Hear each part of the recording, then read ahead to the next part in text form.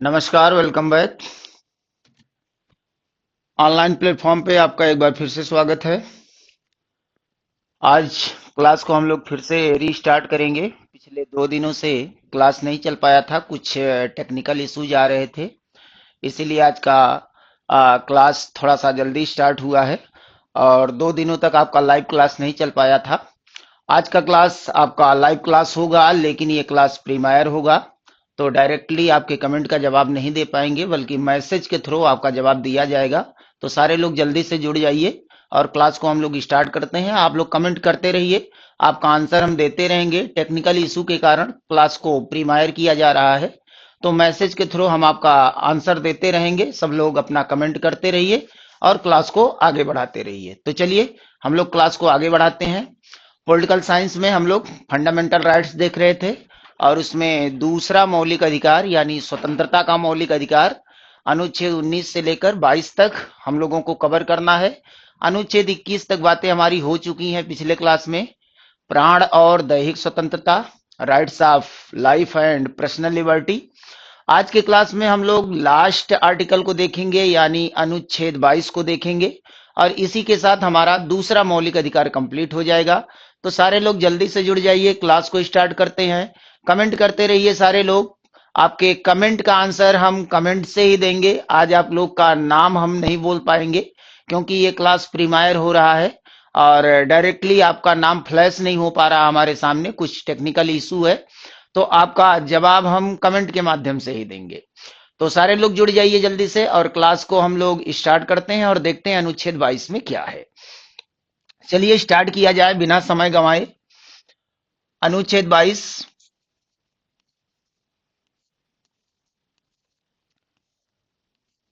सभी लोगों को एक साथ गुड इवनिंग है, सबका वेलकम है, सभी लोगों का स्वागत है। सारे लोग जल्दी से जुड़ जाइए और क्लास को हम लोग स्टार्ट कर चुके हैं। क्लास को आगे बढ़ाते हैं। एक साथ सबको गुड इवनिंग। सब लोगों का एक साथ स्वागत करते हैं। कमेंट करते रहिए और उस पे हम लोग डिस्कशन करते रहेंगे और देखेंगे अनुच्छेद 22 में क्या कहा गया है। इसका जो टाइटल बनता है, जो थीम बनता है, वो है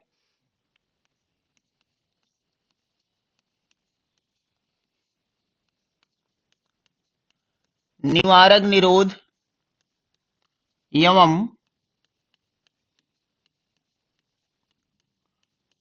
गिरफ्तारी से संरक्षण।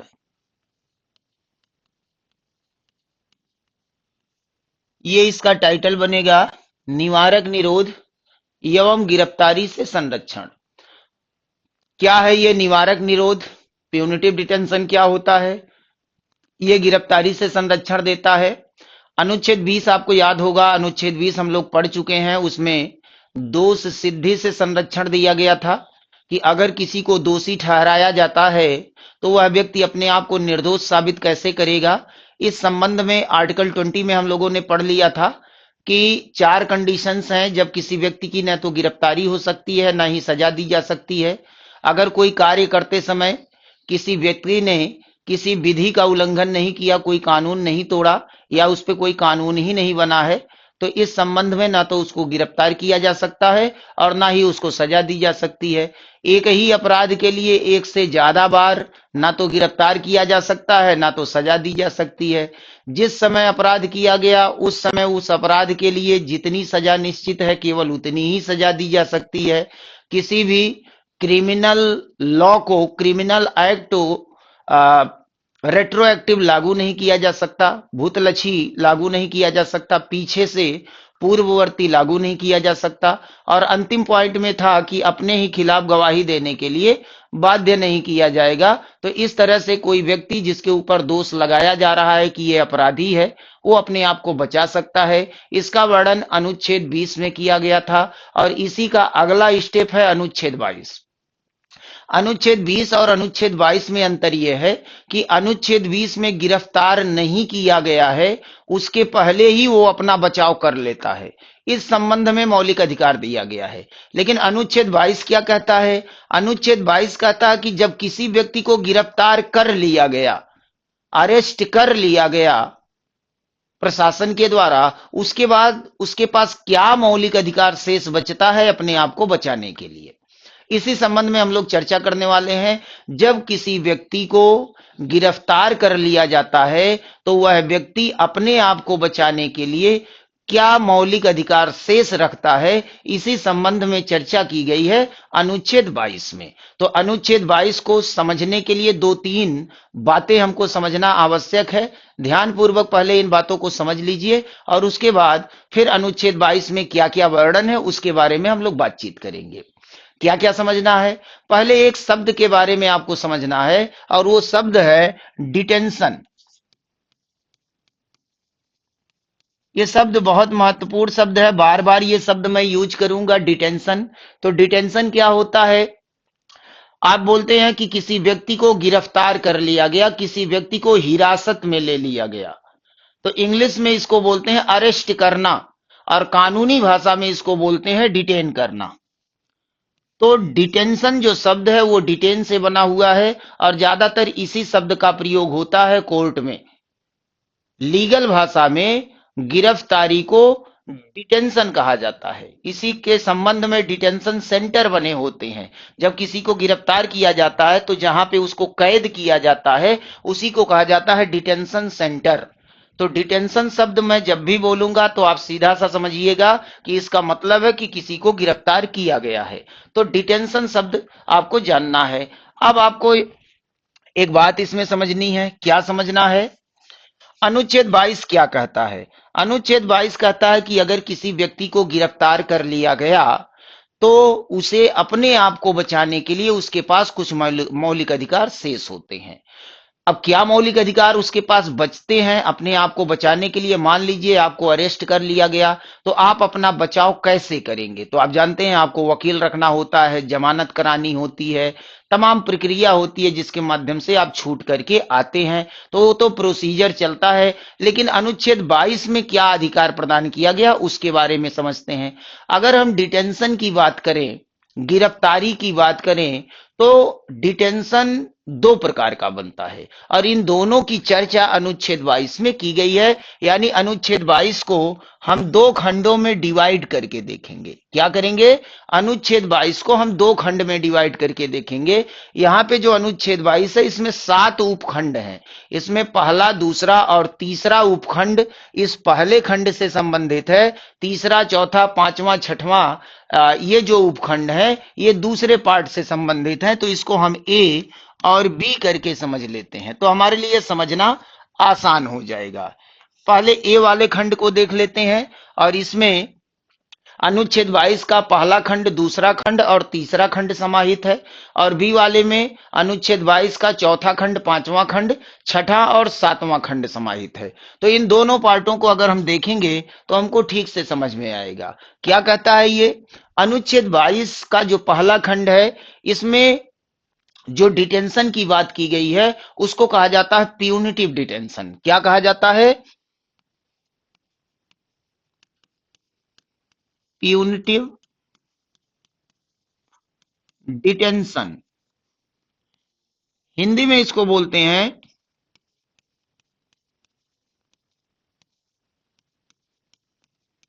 दंडात्मक निरोध। क्या कहा जाता है? दंडात्मक निरोध या दंडात्मक गिरफ्तारी। निरोध का मतलब गिरफ्तारी है, निरुद्ध कर देना, किसी को कैद में कर लेना, निरोध में रखना। तो ये दंडात्मक निरोध या दंडात्मक गिरफ्तारी होती है। गिरफ्तारी, कहीं कंफ्यूजन होगा तो गिरफ्तारी से आप बात को ठीक से समझ पाएंगे। तो इसको दंडात्मक निरोध या दंडात्मक गिरफ्तारी कहा जाता है। एक दूसरा होता है जिसको बोलते हैं preventive detention. Preventive detention, preventive detention को कहते हैं निवारक निरोध। निवारक निरोध या निवारक गिरफ्तारी। निवारक निरोध या निवारक गिरफ्तारी, तो ये दो हिस्सों में अगर हम बांट के देखेंगे तो मामला हमको ठीक से समझ में आएगा कि अनुच्छेद 22 कहता क्या है। तो अनुच्छेद 22 उन लोगों को संरक्षण प्रदान करता है जिनको गिरफ्तार कर लिया गया है। अब वो अपने आप को कैसे बचाएंगे, हिरासत से बाहर कैसे निकलेंगे, इस संबंध में इनको कुछ मौलिक अधिकार अनुच्छेद 22 के माध्यम से प्रदान किया गया। और इसके दो खंड है, पहला खंड और दूसरा खंड। इन दोनों खंडों में क्या बताया गया है? इन दोनों खंडों में बताया गया है कि जो गिरफ्तारी होती है वो दो तरह की होती है। अब कहेंगे ये गिरफ्तारी दो तरह की क्या है? बिल्कुल है, गिरफ्तारी दो तरह की होती है। इसमें पहला तरीका है और दूसरा तरीका, एक एक तरीकों को समझ लेते हैं। प्यूनिटिव डिटेंशन पहले को कहा जाता है, यानी दंडात्मक निरोध कहा जाता है। दंडात्मक निरोध का मतलब क्या होता है? जब कोई व्यक्ति कोई अपराध कर देता है तो अपराध करने के बाद प्रशासन उसको गिरफ्तार कर लेती है, उसके ऊपर मुकदमा चलाती है और मुकदमा चला करके उसको सजा दिलवाती है, जिससे समाज में एक मैसेज जाए कि जो भी अपराध करेगा, जो भी अन्याय करेगा, उसको सजा मिलेगी। इसीलिए किसी के द्वारा अन्याय ना किया जाए, किसी के द्वारा अपराध ना किया जाए। तो ये पहली कैटेगरी गिरफ्तारी की होती है, जिसको बोलते हैं दंडात्मक निरोध। यानी इसका उद्देश्य क्या है? दंड दिलवाना। जब कोई व्यक्ति किसी प्रकार का अपराध कर देगा, किसी कानून का उल्लंघन कर देगा, तो उस अपराध की सजा दिलाने के लिए प्रशासन उसको गिरफ्तार करेगी और उसको सजा दिलाएगी। तो इसका मूल उद्देश्य क्या होता है? इसका मूल उद्देश्य है सजा दिलवाना, जिससे समाज में एक मैसेज जाए। तो ये गिरफ्तारी होगी कब? सीधा सा कह रहा कि जब किसी व्यक्ति के द्वारा अपराध को अंजाम दे दिया जाएगा। यानी जब तक कोई व्यक्ति अपराध नहीं करेगा तब तक उस व्यक्ति की गिरफ्तारी नहीं हो सकती। ये वाली गिरफ्तारी अपराध होने के बाद शुरू होती है। सारी प्रक्रिया, सारी कार्रवाई अपराध होने के बाद शुरू होगी। जब तक अपराध नहीं हुआ है तब तक उसको गिरफ्तार ही नहीं किया जा सकता, क्योंकि वह व्यक्ति तो निर्दोष है और निर्दोष व्यक्ति को कोई गिरफ्तार कर नहीं सकता। तो ये जो गिरफ्तारी है, ये दंडात्मक गिरफ्तारी या दंडात्मक निरोध है, जिसको प्यूनिटिव डिटेंशन कहा जाता है। प्यूनिटिव शब्द पनिशमेंट से बना हुआ है, तो पनिशमेंट देने के उद्देश्य से जब किसी को गिरफ्तार किया जाता है तो उसको प्यूनिटिव डिटेंशन कहा जाता है। तो इसमें जब व्यक्ति अपराध कर देगा, उसके बाद उसकी गिरफ्तारी होगी और उसको कोर्ट में पेश किया जाएगा, उसके खिलाफ सबूत दिए जाएंगे प्रशासन के द्वारा, और उद्देश्य है कि उसको सजा दिया जाए, जिससे समाज में अपराध पर लगाम लगे, अपराध पर रोक लगे। तो ये प्यूनिटिव डिटेंशन है। अब अनुच्छेद 22 क्या कहता है? अनुच्छेद 22 कहता है कि अगर प्यूनिटिव डिटेंशन के तहत किसी को गिरफ्तार किया गया है तो उसके पास कुछ मौलिक अधिकार शेष हैं अपने आप को बचाने के लिए। तो क्या मौलिक अधिकार हैं उसके बारे में समझ लेते हैं। उसके पास क्या मौलिक अधिकार होता है उसको देखते हैं। अगर प्यूनिटिव डिटेंशन के तहत किसी की गिरफ्तारी हुई है तो गिरफ्तार किया गया व्यक्ति अपने आप को बचाने के लिए कुछ मौलिक अधिकार रखता है। क्या मौलिक अधिकार रखता है? दो तीन बातें इसमें महत्वपूर्ण है। क्या है? पहला पॉइंट इसका बनता है,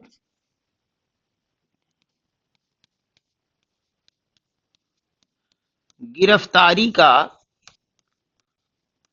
कारण जानने का अधिकार। गिरफ्तारी का कारण जानने का उसको अधिकार है। अगर प्रशासन के द्वारा किसी को गिरफ्तार किया जा रहा है, अरेस्ट किया जा रहा है, डिटेन किया जा रहा है, तो उसको पूरा अधिकार है यह जानने का कि हमको किस अपराध में गिरफ्तार किया जा रहा है, हमने अपराध क्या किया है। तो प्रशासन को बताना पड़ेगा कि आपके ऊपर ये चार्ज लगा है इस अपराध के लिए, इसलिए आपको अरेस्ट किया जा रहा है। बिना कारण बताए कोई गिरफ्तारी यहां नहीं हो सकती। किसी निर्दोष को ऐसे ही कोई गिरफ्तार नहीं कर सकता। तो यहां पे कारण बताना पड़ेगा कि आखिर गिरफ्तार क्यों किया जा रहा है, मेरे द्वारा अपराध क्या किया गया है जो मुझे गिरफ्तार किया जा रहा है। तो गिरफ्तारी का कारण जानने का अधिकार है, प्रशासन को बताना ही पड़ेगा। चलिए दूसरे पॉइंट पे चलते हैं। प्रशासन ने कारण बता के अरेस्ट कर लिया, अब उसको कौन बचाएगा? अब अगला स्टेप क्या होगा? वो व्यक्ति अपने आप को कैसे बचाएगा? घर वाले भी असहाय हो जाते हैं, क्या किया जाए? तो ऐसे में कौन सहयोग करता है गिरफ्तार किए गए व्यक्ति का? तो इनका सहयोग करता है एक लॉयर, एक वकील, जो इनको जमानत दिलवाता है कोर्ट से जाकर के। तो यहां पे इनको अधिकार है कि अपने अपने पसंद के अपने पसंद के विधि व्यवसायी, विधि व्यवसायी का मतलब वकील है, ध्यान रखिएगा। अपने पसंद के विधि व्यवसायी रखने का अधिकार। आपको जो सबसे अच्छा वकील चाहिए वो आप रख सकते हैं। आप उसकी फीस देंगे, वो आपका केस लड़ेगा, आपको जमानत दिलवाएगा। तो ये राइट्स आपको यहां दिया गया है कि अपने पसंद का विधि व्यवसायी आप चूज कर सकते हैं और अपने आप को बचाने के लिए कोर्ट में आपके तरफ से वो मुकदमा लड़ेगा, आपको जमानत दिलाने का प्रयास करेगा। तो ये राइट्स यहाँ पे मिला हुआ है। इसके अलावा तीसरा पॉइंट जो इसका बनता है, प्रशासन ने आपको अरेस्ट कर लिया और आप कह रहे हैं कि मैं निर्दोष हूं, और प्रशासन फिर भी आपको अरेस्ट कर रहा है कोई कारण बता के।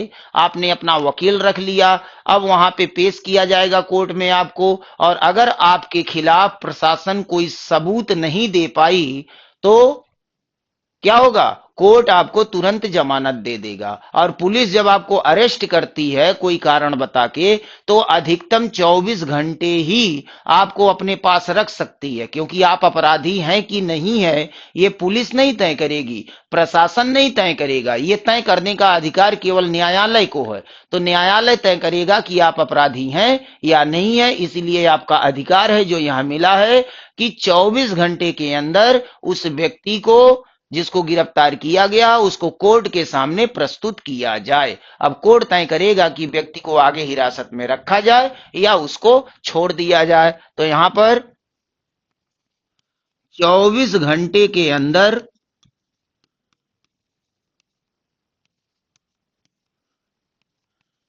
न्यायालय में उपस्थित होने का अधिकार, उपस्थित होने का अधिकार। तो ये राइट्स भी मिला हुआ है। पुलिस किसी को भी गिरफ्तार कर सकती है, लेकिन अधिकतम 24 घंटा ही वो अपने पास रख सकती है। 24 घंटे के अंदर उसको निकटतम दंडाधिकारी के समक्ष यानी न्यायालय में प्रस्तुत करना होगा। अब न्यायालय तय करेगा कि ये अपराधी है कि नहीं है। अगर पुलिस सबूत दे पाई तो अपराधी माना जाएगा, नहीं दे पाई तो तत्काल उसको जमानत मिल जाएगा। जो नियमावली है, जो प्रक्रिया है, सीआरपीसी है, उसी के तहत जमानत हो जाता है। यानी 24 घंटे से ज्यादा उसको जेल में नहीं रखा जा सकता। ये पावर दिया गया है इस पहले खंड में। तो ये 3 पॉइंट्स आपको याद रखना है। अधिकतम 24 घंटे के अंदर न्यायालय में उपस्थित कराना होगा। यद्यपि एक चीज यहां ध्यान रखिएगा कि 24 घंटे के अंदर न्यायालय में उपस्थित कराना होगा, लेकिन इसमें छुट्टी का दिन, छुट्टी का समय और यात्रा का समय नहीं जोड़ा जाएगा। मान लीजिए सैटरडे को किसी को गिरफ्तार किया गया तो अगला दिन तो संडे पड़ जाएगा, तो संडे को कोर्ट खुलता नहीं है, तो फिर मंडे को ही पेशी होगी। या कोई छुट्टी पड़ गई और कोई होली दिवाली या इस तरह का कोई भी छुट्टी पड़ गया, 2-3 दिन का गैप हो गया, तो इसमें ऐड नहीं किया जाएगा। बाकी 24 घंटे अधिकतम रख सकते हैं, लेकिन छुट्टी में और लंबा खिंच सकता है। या यात्रा का समय भी इसमें जोड़ा जा सकता है। मान लीजिए किसी ने अपराध किया और वो भाग के चला गया मुंबई, तो उत्तर प्रदेश की पुलिस गठित होगी, एक टीम बनाई जाएगी, मुंबई जाएगी, वहां गिरफ्तार करेगी, वहां से लाने में 3 दिन लग जाएंगे। यूपी में बाई ट्रेन अगर आते हैं तो वो 3 दिन नहीं माना जाएगा कि 24 घंटे से ज्यादा पुलिस इनको हिरासत में रखी हुई है। तो ये दो कंडीशन को छोड़ के, छुट्टी का समय और यात्रा का समय छोड़ के, बाकी केवल 24 घंटा ही पुलिस अपने पास रख सकती है। तो ये है प्यूनिटिव डिटेंशन। यहां तक तो बात समझ में आ गई होगी, और ये फेयर भी होना भी चाहिए कि अगर कोई व्यक्ति अपराध करता है तो उस अपराध की सजा उसको मिलनी चाहिए, उसकी गिरफ्तारी होनी चाहिए, उसका ट्रायल होना चाहिए कोर्ट में, और अगर वो अपराधी साबित होता है तो उसको सजा मिलनी भी चाहिए। लेकिन अगर वो निर्दोष है तो यहाँ व्यवस्था भी है कि अधिकतम 24 घंटे ही उसको रखा जा सकता है। 24 घंटे के अंदर वो छूट जाएगा। अगर अपराध किया है तो नहीं छूटेगा, अपराध किया है तो अपराध किया है तो नहीं छूटेगा, नहीं अपराध किया है तो छूट जाएगा। तो बात क्लियर हो गई होगी। ये है प्यूनिटिव डिटेंशन, और ये फेयर है, जो पूरी दुनिया में ये प्रणाली चलती है। अगर कोई अपराध करेगा तो उसकी गिरफ्तारी होगी, उसको दंड दिया जाएगा, वो जेल जाएंगे। इसी को प्यूनिटिव डिटेंशन कहा जाता है। ये पूरी दुनिया में फेयर है, पूरी दुनिया में चलता है। अपराधियों को सजा दिलाने की प्रक्रिया चलती रहती है। लेकिन एक दूसरे तरह की भी गिरफ्तारी होती है, जिसको बोला जाता है प्रिवेंटिव डिटेंशन, निवारक निरोध या निवारक गिरफ्तारी। ये प्रिवेंटिव डिटेंशन क्या होता है भाई? ये खतरनाक है, क्योंकि दुनिया के ज्यादातर देशों में ये बैन है। दुनिया के ज्यादातर देशों में ये बैन है, भारत में भी ये बैन है। केवल कुछ हद तक इसको लागू किया गया है। तो ये होता क्या है, पहले इसके बारे में जान लीजिए, फिर देखते हैं भारत में इस संबंध में क्या व्यवस्था दी गई है। अनुच्छेद 22 क्या कहता है इस संबंध में? प्रिवेंटिव डिटेंशन क्या होता है, इसको समझिए। जैसे मान लीजिए किसी ने अपराध किया, अपराध करने के बाद उसको गिरफ्तार कर लिया जाएगा, ट्रायल होगा, सजा हो जाएगी, ये तो ठीक है, इसके तहत होता है।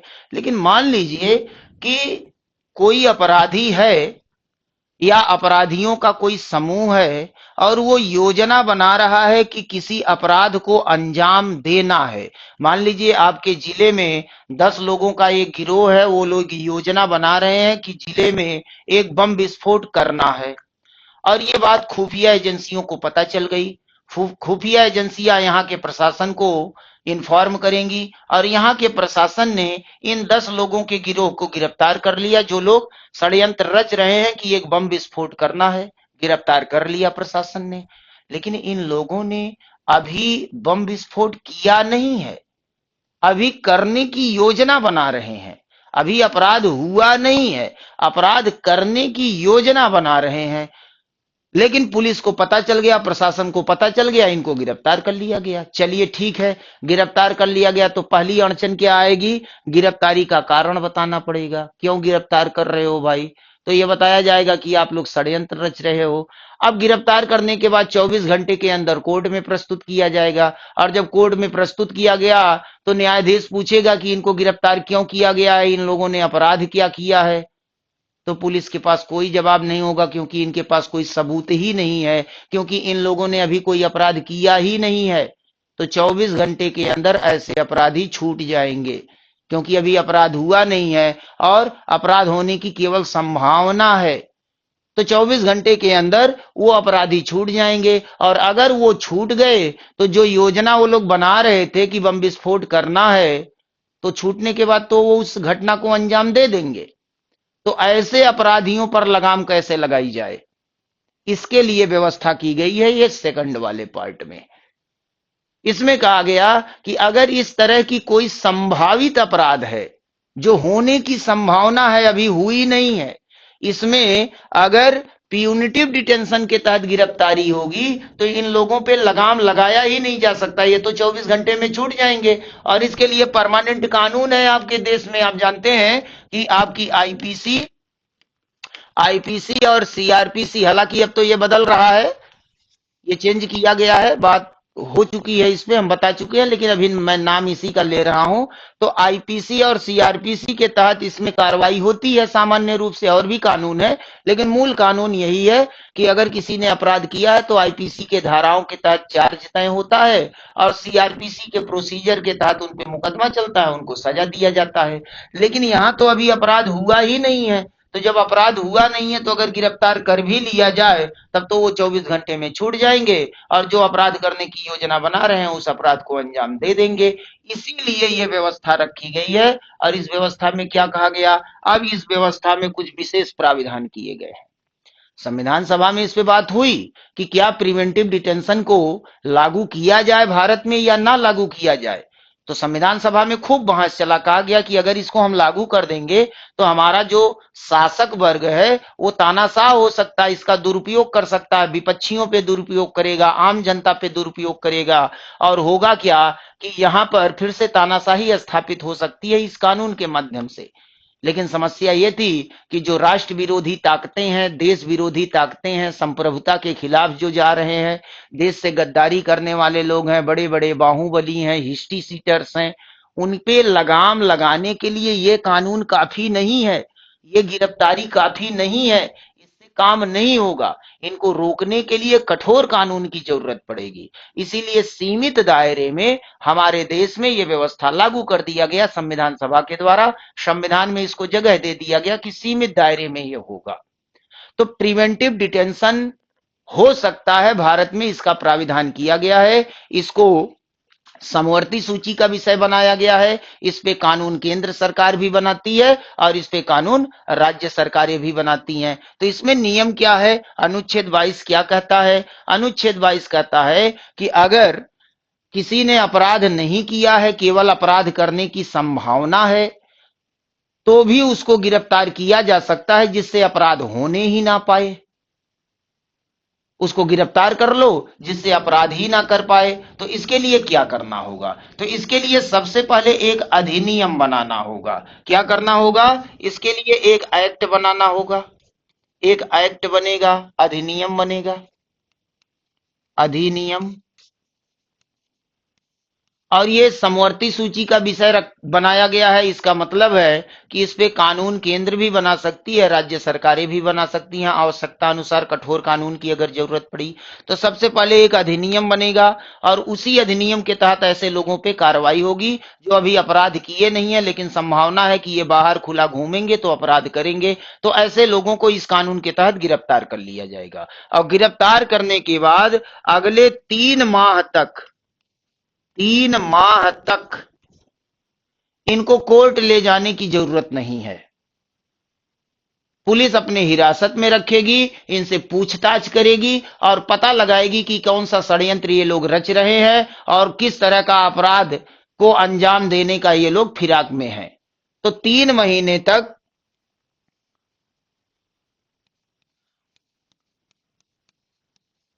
हिरासत में ये लोग रहेंगे। 3 महीने तक के लिए इनको डिटेन कर दिया जाएगा और इनसे पूछताछ होगी कि ये लोग किस तरह के अपराध को अंजाम देने वाले हैं। चलिए 3 महीना पूरा हो गया, पुलिस को कुछ इनपुट मिला, कुछ जानकारियां मिली कि हाँ इस तरह का आतंकवादी घटना होने वाला है, इस तरह के बम विस्फोट होने वाले हैं, लेकिन अभी पूरी जानकारी नहीं मिल पाई है। तो होगा क्या, यहाँ जो गिरफ्तारियां होती हैं इस कानून के तहत, इसके लिए पहले एक कमेटी का गठन किया जाता है और उस कमेटी में हाई कोर्ट के जज होते हैं या हाई कोर्ट के लेवल के जज होते हैं, उनकी बराबरी के जज होते हैं। तो सबसे पहले यहां कमेटी बनती है, कमेटी। और इस कमेटी में हाई कोर्ट के जज होंगे या हाई कोर्ट के जज की योग्यता रखने के बराबर के जज इसमें शामिल किए जाते हैं। तो 3 महीने तक पूछताछ किया गया, कोर्ट में पेश नहीं किया गया, इनकी हिरासत अब आगे और बढ़ाने की आवश्यकता है। तो इस कमेटी से परमिशन लेना होगा। अगर ये कमेटी परमिशन दे देती है तो आगे इनका जो हिरासत है इस तरह से 3-3 माह बढ़ता रहेगा। ना तो इनको कोर्ट ले जाने की जरूरत है और ना ही इनको जमानत मिलेगी, केवल पूछताछ चलेगा, पता लगाया जाएगा कि संभावित अपराध क्या होने वाला है, ये लोग राष्ट्र को अस्थिर करने के लिए क्या षड्यंत्र रच रहे हैं। तो इस तरह से इनका हिरासत बढ़ता रहेगा और जब तक ये कमेटी इनके पक्ष में है, चूंकि हाई कोर्ट के लेवल के जज हैं तो यहाँ कोई समस्या भी नहीं है। एक तरह से हाई कोर्ट के देखरेख में ये गिरफ्तारी की गई है और पूछताछ किया जा रहा है, जिससे राष्ट्र विरोधी ताकतों को कंट्रोल किया जा सके। तो यहाँ पे 3-3 माह का ये हिरासत बढ़ता रहेगा। इनके पास कोई पावर नहीं बचता है, केवल एक पावर है ऐसे अपराधी के पास कि ये हाई कोर्ट में अपील कर सकते हैं कि मैं निर्दोष हूं, उसके बाद भी हमको डिटेन कर दिया गया है। तो इनके पास केवल एक पावर है कि हाई कोर्ट में अपील करने का अधिकार, अपील करने का अधिकार। बस केवल एक पावर है इनके पास कि ये हाई कोर्ट में अपील कर सकते हैं अपनी निर्दोषिता के लिए, लेकिन कोई फायदा नहीं मिलेगा क्योंकि ऑलरेडी इसमें हाई कोर्ट के लेवल के जज के द्वारा ये गवर्न होता है, तो इसमें कोई फायदा मिलने वाला नहीं है। अब इस कानून के दुरुपयोग होने के भी चांसेज हैं, चूंकि इसमें हाई कोर्ट के लेवल के जज होते हैं। हो सकता है सरकारों के द्वारा अपने लोगों को इसमें बैठा दिया जाए बहुमत से और जो भी फैसला लेना है वो सरकार के पक्ष में लेने लगे, और ऐसे लोगों को जो हिरासत में लिया गया है वो छूटने ही ना पाए। इसीलिए इस कानून के दुरुपयोग होने के चांसेस ज्यादा है, इससे तानाशाही आ सकती है। इसीलिए दुनिया के ज्यादातर देशों में ये बैन है। अमेरिका में भी ये बैन है। अमेरिका में प्यूनिटी डिटेंशन हो तो सकता है, लेकिन अमेरिकन पर नहीं होगा, बल्कि अन्य देश के लोगों पर, विदेशियों पर होगा। और डिटेंशन सेंटर जो बनाया गया है अमेरिका का, वो अमेरिका में नहीं बना है, बल्कि अमेरिका ने एक टापू खरीदा था एक देश में जिसका नाम है क्यूबा। क्यूबा में इन्होंने टापू खरीदा, उसी टापू पे डिटेंशन सेंटर बनाया हुआ है।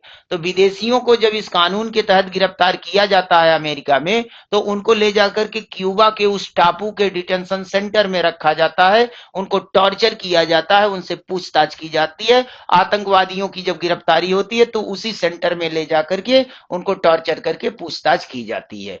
भारत में भी इस तरह की व्यवस्था है, लेकिन यह परमानेंट नहीं है। इसमें साफ साफ कहा गया है एक एक्ट बनेगा और इसी एक्ट के माध्यम से कार्रवाई की जाएगी। तो सीमित दायरे में भारत में यह पावर है। तो यहां पर तो उस गिरफ्तार किए गए व्यक्ति के पास पूरा अधिकार है और 24 घंटे से ज्यादा उसको रखा नहीं जा सकता, लेकिन यहां पर उसके अधिकार खत्म हो जाते हैं। और यहां सारा जो सोर्स होता है, जो जुगाड़ लगाते हैं लोग, रिश्वत देते हैं, वो सब कुछ खत्म हो जाता है। जो बड़े बड़े बाहुबली हैं, जो बड़े बड़े नेता हैं, जो हिस्ट्री सीटर्स हैं, जब इसके तहत उनकी गिरफ्तारी होती है तो फिर उनको कोई नहीं बचा सकता। तो ये राष्ट्र विरोधी ताकतों के लिए कठोरतम कानून है, जो सीमित दायरे में भारत में लागू किया गया है, और अनुच्छेद 22 में इसका डिस्क्रिप्शन बताया गया है। चलिए अब आपको हम ये बताते हैं कि इस तरह का कानून केंद्र सरकार के द्वारा कब कब बनाए गए और कब कब इनको निरस्त कर दिया गया। जब जब आवश्यकता महसूस होती है कि राष्ट्र विरोधी ताकतों को कंट्रोल करना है, तो फिर इस तरह के कानून बनाए जाते हैं और आवश्यकता अनुसार फिर इस कानून को रद्द कर दिया जाता है। तो चलिए, अगर इसका स्क्रीनशॉट लेना चाहें तो आप ले सकते हैं, या कहीं डाउट रह गया हो तो आप कमेंट करके जरूर बताइए। चूंकि आज का क्लास प्रीमायर का क्लास है, तो आपका नाम तो फ्लैश नहीं होगा, लेकिन मैसेज में हम सबका नाम देख सकते हैं और सबका कमेंट मैं देख करके उसका जवाब देता रहूंगा। तो आप लोग को कहीं डाउट है तो जरूर आप कमेंट करते रहिए और इसका स्क्रीनशॉट ले लीजिए। फिर आगे बताता हूं कि इस तरह का प्रिवेंटिव डिटेंशन का एक्ट केंद्र सरकार के द्वारा कब कब बनाया गया, राज्य सरकारों के द्वारा कब कब बनाया गया। चलिए स्क्रीनशॉट ले लीजिए इसका। चलिए आगे बढ़ते हैं हम लोग। अब यहां देखिए, यहां पर जो प्रिवेंटिव डिटेंशन है, प्रिवेंटिव डिटेंशन, जो प्रिवेंटिव डिटेंशन है, इस संबंध में जो भारत में व्यवस्था है, ये समवर्ती सूची का विषय बनाया गया है। समवर्ती सूची। और आप जानते हैं कि जो समवर्ती सूची है, कॉन्करेंट लिस्ट है, इस पे कानून केंद्र सरकार भी बना सकती है और राज्य सरकारें भी बना सकती हैं। इस पे कानून केंद्र सरकार भी बनाती है और इस पे कानून राज्य सरकारें भी बनाती हैं। ठीक है। केंद्र के द्वारा समय समय पर इस पे कानून बनाया गया। पहला कानून जो बना था इस संबंध में, वो बनाया गया था जिसका नाम था प्रिवेंटिव डिटेंशन एक्ट। ये पहली बार बनाया गया और ये बना था 1950 में ही ये बना दिया गया था, और 1969 तक ये कानून चलता है। प्रिवेंटिव डिटेंशन एक्ट यानी निवारक निरोध अधिनियम के नाम से ये बना था। 1 साल के लिए बनाया गया था, लेकिन हर साल इसको रिन्यूअल किया जाता था और ये आगे बढ़ाते बढ़ाते 1969 आ गया। इंदिरा गांधी की सरकार आ गई, उनके पास बहुमत नहीं था उस समय, तो कई पार्टियों ने कहा कि हम आपका समर्थन तो करेंगे, लेकिन इस कानून को रद्द करिए, क्योंकि इस कानून के तहत हमारे नेता जेल में जा रहे हैं। तो राजनीतिक व्यवस्था के कारण इंदिरा गांधी ने इस कानून को रद्द कर दिया, खत्म कर दिया। और उसके बाद फिर अगला कानून आता है, इंदिरा गांधी ही अगला कानून, इससे भी कठोरतम कानून बनाती हैं, और इस कानून का नाम था maintenance of internal security act. इसको शॉर्ट में MISA कहा जाता है। 1900 71 में यह कानून बना था और 1979 तक ये चला। 1971 में बना था, 1981 तक चला। और ये वही दौर है, ध्यान रखिएगा, जब देश में इंदिरा गांधी जी ने इमरजेंसी लगा दिया था, आपातकाल की घोषणा करवा दी थी 25 जून 1975 को। और जितने विपक्षी नेता थे, इंदिरा गांधी के जितने विरोधी थे, सारे विरोधियों के इसी कानून के तहत जेल में ठूस दिया गया। 40,000 से ज्यादा नेताओं को जेल में डाल दिया गया था। और आम जनता की तो बात छोड़िए, जो इंदिरा गांधी या कांग्रेस पार्टी के विरोधी थे, लगभग लगभग 1.5 लाख गिरफ्तारियां हुई थी और सबको इसी कानून के तहत गिरफ्तार किया गया था। और 18 महीने तक इनको डिटेन किया गया, इनको कोर्ट में पेश नहीं किया गया। और जब कोर्ट में पेश नहीं किया जाएगा तो जमानत कहां से मिलेगी? इसीलिए ये लोग 18 महीने तक जेल में पड़े रहे। तो इस कानून का सबसे ज्यादा दुरुपयोग किया गया था इंदिरा गांधी के द्वारा। उस समय जो आंदोलन शुरू हुआ था इंदिरा गांधी के खिलाफ, जयप्रकाश नारायण की अगुवाई में उन्होंने संपूर्ण क्रांति का नारा दिया था। और ये आंदोलन बिहार से शुरू हुआ था। बिहार के छात्र नेताओं ने आंदोलन शुरू किया था। हॉस्टल की फीस बढ़ा दी गई थी और तमाम चीजें थी इसी के विरोध में। और उस समय लालू प्रसाद यादव, इसके अलावा नीतीश कुमार, ये सब छात्र नेता हुआ करते थे। इन लोगों को भी गिरफ्तार करके जेल में डाल दिया गया था। लालू प्रसाद यादव जिस समय जेल में थे, उसी समय उनकी एक पुत्री का जन्म होता है। और जब इनको सूचना मिलती है कि बेटी हुई है, तो इस कानून से इतने प्रभावित थे, इसी कानून के तहत ये जेल में थे, इस कानून से इतने प्रभावित थे कि अपनी बेटी का नाम ही यही रख दिया, मीसा, MISA। आप जानते हैं कि लालू प्रसाद यादव की बेटी का नाम मीसा भारती है। तो इसी कानून के नाम पर इन्होंने अपनी बेटी का नाम मीसा रख दिया था। तो ये घटनाएं उस समय की थी। तो ये कानून 1971 से लेके 1979 तक चला था। 18 महीनों तक लोग जेल में सड़ते रहे, लेकिन कोई कार्रवाई नहीं हुई। उसके बाद ये कानून खत्म हुआ। फिर अगला कानून आता है और इस कानून का नाम था NSA, नेशनल सिक्योरिटी एक्ट, जिसको हम लोग शॉर्ट में बोलते हैं रासुका, राष्ट्रीय सुरक्षा कानून। क्या बोलते हैं? रासुका बोलते हैं इसको। इसको रासुका कहा जाता है, रासुका। और यह कानून 1980 में बना था और 1984 तक चलता है। 1984 तक चलता है। इस रासुका के तहत बहुत सारे लोगों को गिरफ्तार किया गया। और इसी गिरफ्तारी के तहत जितने भी इंदिरा गांधी के विरोधी थे दूसरे टर्म में, उन विरोधियों को समाप्त किया गया, जिससे इंदिरा गांधी के खिलाफ कोई आवाज ना उठा सके। तो ये था आपका, जिसको हम लोग NSA बोलते हैं, रासु। आज भी लोग, कुछ लोग बोलते हैं कि इनके ऊपर रासुका लगा दो। तो अब रासुका का कानून है ही नहीं, पहले था। ये कानून 1980 में बना था और 1984 तक चला था। उसके बाद इंदिरा गांधी की हत्या हो गई 1984 में, सिख दंगे के समय। और हत्या के बाद फिर ये कानून समाप्त हो जाता है और राजीव गांधी प्रधानमंत्री बनकर आते हैं। और राजीव गांधी जब प्रधानमंत्री बने तो इन्होंने इससे भी एक नया कठोर कानून लेकर के आए और उस कानून को टाडा कहा जाता है, TADA, टाडा। ये नया कानून आया, टाडा। और ये कानून 1985 में आया था और 1995 तक चलता है। Tada terrorist activity detention act के रूप में इसको जाना जाता है। ये कानून इससे भी ज्यादा कठोर था, यानी NSA से भी ज्यादा कठोर था। करीब 22 महीनों का हिरासत इसमें था। 22 महीनों तक कोर्ट में पेश करने की जरूरत नहीं है। टॉर्चर करते रहो, पूछताछ करते रहो, जानकारियां इकट्ठा करते रहो। तो ये बहुत ही कठोरतम कानून था। आगे जितने भी कानून बढ़ते गए वो कठोरतम होते चले गए। इसके बाद ये कानून समाप्त हुआ तो एक नया कानून आया। अगले कानून का क्रम क्या है, क्या कोई बता सकता है? अगला कानून क्या था? अगला कानून 2002 में बनता है और इसका नाम था POTA। शॉर्ट में हम इसको पोटा बोलते हैं, prevention of organised terrorism act, ये कानून 2002 में बना था। 2002 में ये कानून बनाया गया और 2004 तक ये कानून चलता है।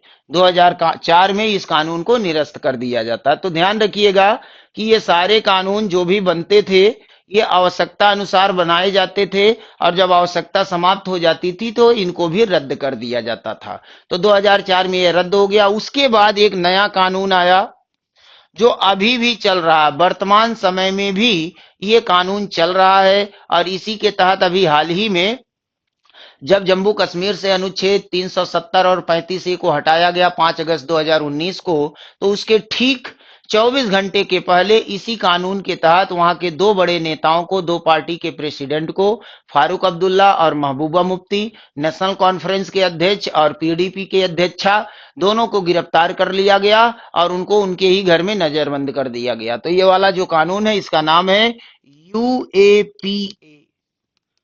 UAPA unlawful activity prevention act. और ये कानून 2004 से लेकर अभी तक वर्तमान समय में ये चल रहा है। तो वर्तमान समय में कोई भी गिरफ्तारी इस तरह की होती है तो इसी कानून के तहत किया जाता। तो ये सेंट्रल गवर्नमेंट के कानून है जो समय समय पर बनाए गए और आवश्यकता खत्म होने पे ये कानून रद्द कर दिए गए। तो बात क्लियर हो गई होगी कि इस तरह का कानून केंद्र सरकार के द्वारा बनाया जाता रहता है। इसी तरह से राज्य सरकारों के द्वारा भी समय समय पर इस तरह के कानून बनते रहे हैं। जब भी राज्यों को लगता है कि जो राष्ट्र विरोधी ताकतें हैं, जो बाहुबली टाइप के लोग हैं, जो हिस्ट्री सीटर्स हैं, पेशेवर अपराधी हैं, ऐसे लोगों पर लगाम लगाने के लिए कठोर कानून की आवश्यकता है, तो इस तरह का कानून बनाया जाता है। अभी हाल ही में अगर उत्तर प्रदेश की बात करें तो योगी आदित्यनाथ जब पहली बार मुख्यमंत्री बनाए गए 2017 में, तो उन्होंने एक कठोरतम कानून इसी तरह का बनाया और इसी कानून के तहत लगातार ये कार्रवाइयां कर रहे हैं। और आज इनको बुलडोजर के नाम से इनको जाना जाता है। बुलडोजर इनकी पहचान हो गई है कार्रवाई की। इसी कानून का उपयोग करते हुए इस तरह की कार्रवाइयों को ये अंजाम दे रहे हैं और इस कानून का नाम है यूपी कोका। ये 2017 में बनाया गया था कानून और ये कानून अभी भी चल रहा है। खूब विरोध हुआ था इस कानून का।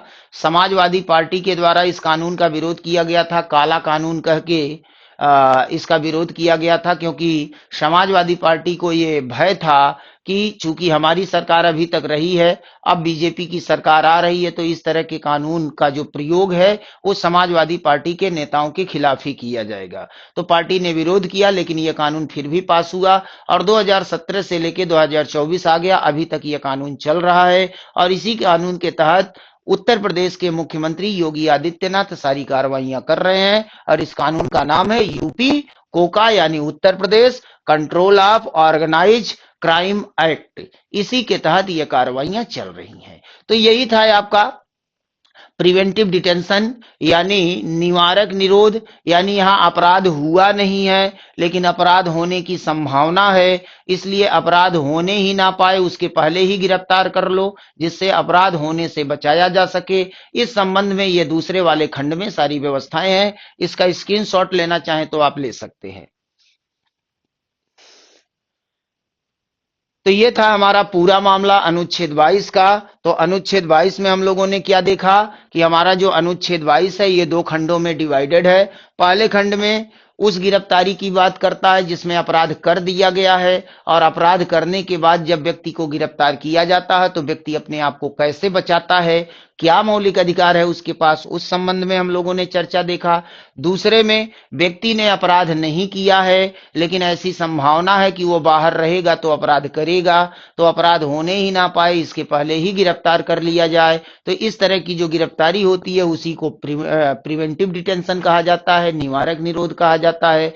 और इस संबंध में नियमावलियां क्या है वो हमने आपको बता दिया, क्या अधिकार होता है ऐसे लोगों को अपने आप को बचाने के लिए। तो अनुच्छेद 22 का जो पहला खंड, इसका खंड 1, 2 और 3 है, ये पहले खंड से संबंधित है। और बी वाले पार्ट में आ जाएंगे तो इसमें खंड 4, 5, 6 और 7 का जो संबंध है ये बी वाले पार्ट से है। तो अनुच्छेद 22 में टोटल 7 खंड हैं। पहला, दूसरा और तीसरा खंड पहले वाले पार्ट से संबंधित है, यानी प्यूनिटिव डिटेंशन से, दंडात्मक निरोध से, और चौथा, पांचवा, छठवां और सतवां प्रिवेंटिव डिटेंशन यानी निवारक निरोध से संबंधित है।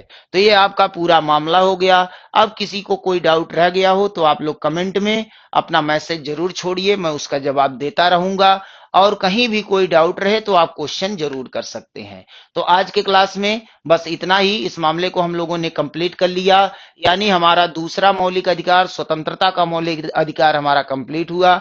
नेक्स्ट क्लास में हम लोग तीसरे मौलिक अधिकार पर शोषण के विरुद्ध अधिकार को देखेंगे, अनुच्छेद 23 और 24 को देखेंगे।